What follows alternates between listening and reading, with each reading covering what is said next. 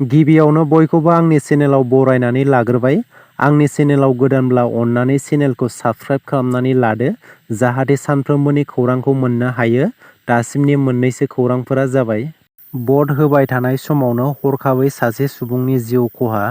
रायजोआव थामथि खोलोबनि बिसायख'थिया 7 मेआव क'क्राझार, गुवाहाटी, बरपेटा आरो धुबुरी बियाबाव जानानै थाङो। थिग बेबादिनो क'क्राझार लक सभा बियाबाव मोनसे दुखुनांथाव जाथाय जायो।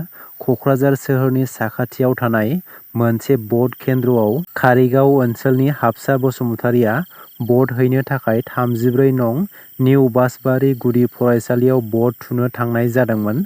भट होबाय थानाय समावनो हाबसा बसुमतारि मुंनि सुबुङा हरखाबै हार्टबिट जानानै रुंसारि जायो। भट थुबाय थानायावनो इ.भि.एम. मेसिनआ गाज्रि जादों। क'क्राझार जिल्ला गसाइगाव ब्लकनि चाकमा गेजेर फरायसालियाव भट थुनाया सोलिफुबाय थानायावनो सा 205 भट थुनायनि उनाव इ.भि.एम. मेसिनआ खमैबो 20 मिनिटसो सम गाज्रि जानानै भट होग्राफोरा थाथ'नो गोनां जायो। बेनि उनाव 4 नं बावखुंग्रि गुदि फरायसालिनि सेक्टर अफिसारआ फैनानै बानायफैनायाव मेसिनआ मोजां जाफिनो होननानै मिथिनो मोन्दों। क'क्राझार सहरनि साइन्स कलेजनि भट मिरुआव दुंहाव थासारि।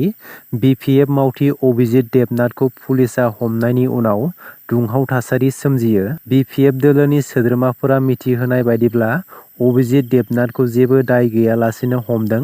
बेनि उनाव बि.पि.एफ. दोलोनि आफादगिरि हाग्रामा महिलारि बिथांनि बिसि सेउलि महिलारि आरो बि.पि.एफ. दोलोनि मावथिफोर आरो पुलिसफोरनि गेजेराव नारा-नाथा थासारि जायो। बेजों लोगोसेनो क'क्राझार सहराव लक सभा बिसायख'थिखौ लानानै बि.पि.एफ. आरो इउ.पि.पि.एल. दोलोनि गेजेराव दुंहाव थासारि। बि.पि.एफ. दोलोनि सोद्रोमा लैहोर लैहोर गयारिखौ इउ.पि.पि.एल. दोलोनि सोद्रोमाफोरा गाग्लोबनायनि गोख्रों अजद थिखांदों। बेखौ लानानै लैहोर लैहोर गयारिया बुंदों, बे जाथायखौ पुलिस बिफाना जेबो एक्सन लायाब्ला जोंनि दोलोआ गोख्रों फिनजाथाय खालामगोन होननानै लैहोर लैहोर गयारिया गोख्रों रावजों बुंदों। दासान्दि मैदेरनि गाग्लोबनायाव मानसिनि जिउ खहा जानाय खौरांखौ खोनानो मोनगासिनो दङ। थिग बेबादिनो हाग्रानि मैदेरनि उदखाराव फिन आरोबाव सासे बर' सुबुंनि जिउ खहा जायो। तामुलपुर जिल्लानि आवजारगुरि गामियाव हाग्रानि मैदेर गाग्लोबनायाव दानेराम नार्जारिनि जिउ खहा आरो सुनिल बसुमतारिया गोब्राबै जोखोम जायो।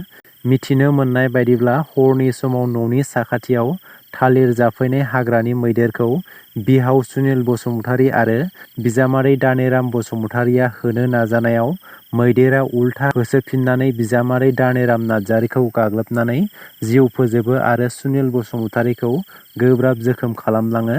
जोखोम जानाय सुबुंखौ गुवाहाटी नारायण मेडिकेलाव थिसननाय जायो होननानै मिथिनो मोन्दों। भ्लादिमिर पुटिना 5थि खेबनि थाखाय रासियानि प्रेसिडेन्ट महरै समायखिरा लाबाय। पेट्रल पाम्पफोराव गारि मटराव पेट्रल सोनाय समाव सांग्रां जानाया जोबोद गोनां। मानोना गंसे पेट्रल पाम्पआव पेट्रलनि सोलाय दैखौसो गंसे कारआव सोनायनि अजद थिखांदों। पेट्रल पाम्पआव पेट्रल सोखांनायनि उनाव गंसे कारनि इन्जिनआ गाज्रि जायो। बे जाथाया जादों तिनसुकिया लिडुनि इन्डियान अइल पेट्रल पाम्पआव पेट्रल सोखांनायनि उनावनो इन्जिनआ गाज्रि जानायनि गोख्रों अजद खालामदों कार बिगोमाया।